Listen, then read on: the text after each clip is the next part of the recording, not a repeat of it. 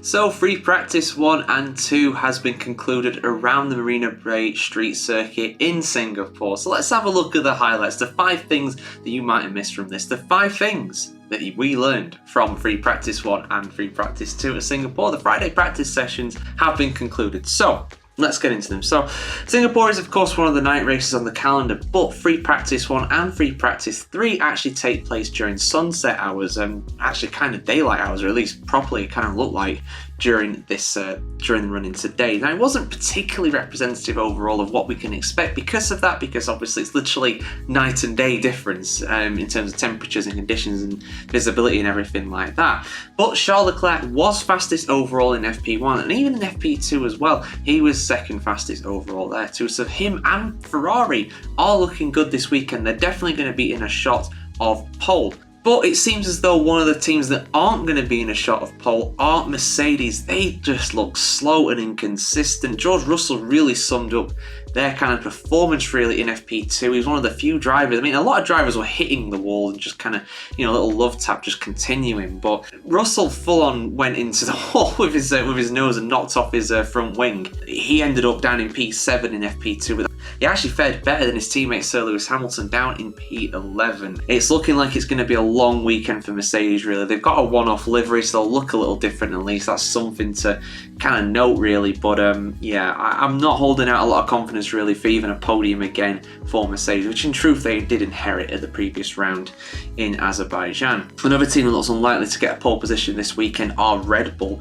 They do not look particularly good at all around here, and it looks a difficult car to handle in truth as well. Perez making a lot of mistakes, going off the road quite a bit and getting in people's ways at times too. Verstappen had his own moments every now and again too, but again just not really that much pace. And in fact in FP2 the highest Red Bull affiliated car, if you will, was actually Yuki Tsunoda, who was really impressive. I think he was P4 in the end. So RB looking really good, but RBR, the senior team, not really. I expect that to kind of normalise a bit as the weekend goes on. You know, Red Bull to overtake their sister team, their junior team. But yeah, again, not really looking that great. Franco Colapinto had an eventful day for the wrong reasons, really. He brushed the wall a few times, and he also went into the wrong pit box during FP2 as well. But he continued with both of those things happening, so just an interesting one. And yeah, Colapinto, I mean, listen, I've already gone into why this is the most difficult circuit on the Formula 1 calendar in terms of both the physical challenge and also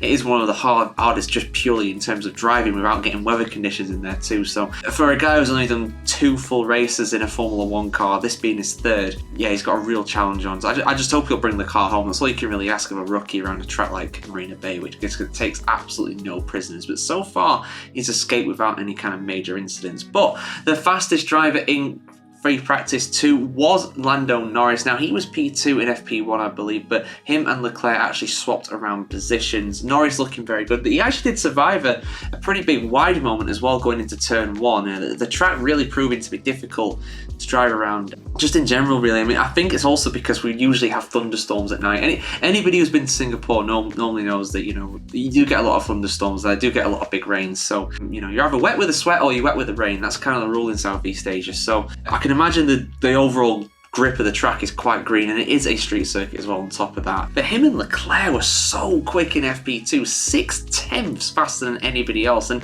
this is a track layout that's shorter and we're both in terms of distance and time as well than it used to be, and that is a massive advantage to have even at this stage. I mean, again, it might normalise as the weekend goes on, but still, it's looking like it's going to be a 2-man battle for pole between Leclerc and Norris, unless Sainz and Piastri can close the gap by looking at their teammates' data over this break from Friday into Saturday. But yeah, there we go, guys. 5 things that we learned from the Singapore Grand Prix Friday practice. We'll be back again tomorrow to review qualifying and on Sunday as well to go over the race. So yeah, we'll see you very soon for some more Formula 1 content here on the F1Chronicle.com.